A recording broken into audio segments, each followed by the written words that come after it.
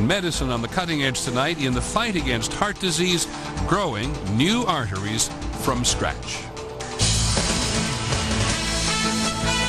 From ABC News World Headquarters in New York, this is World News Tonight with Peter Jennings.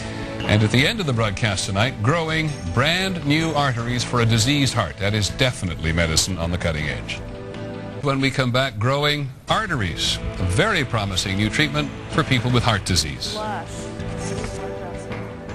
Finally from us this evening, medicine on the cutting edge. More than 6 million Americans suffer from angina, or chest pains caused by a lack of blood flow to the heart. We've done reports on a variety of treatments which work for some people but not for others, bypasses, stents, and things like that.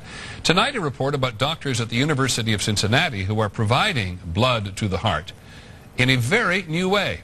Here's ABC's Barry Serafin.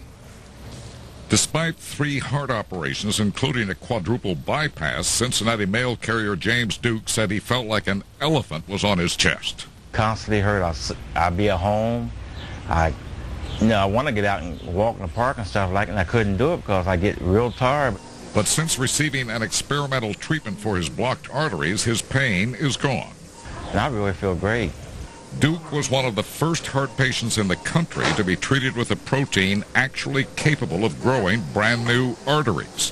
The genetically engineered protein is injected directly into the heart. Within days, a network of new vessels begins to grow around the blockage, increasing the blood supply.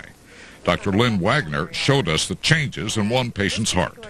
We see a small, narrow main artery and not very many secondary and tertiary arteries. This is after the treatment. What we're now seeing is new blood vessels growing here off the end of this artery. And the patients themselves? Symptomatically, they're improved within a couple of weeks of the treatment. Just ask Constance Donnelly.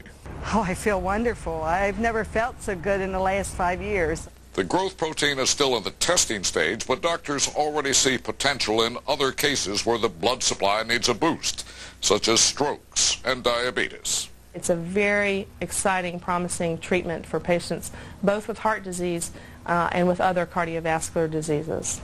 Tests have only been underway in this country for 6 months on a handful of patients. If they pan out, the treatment could be available in 3 to 4 years.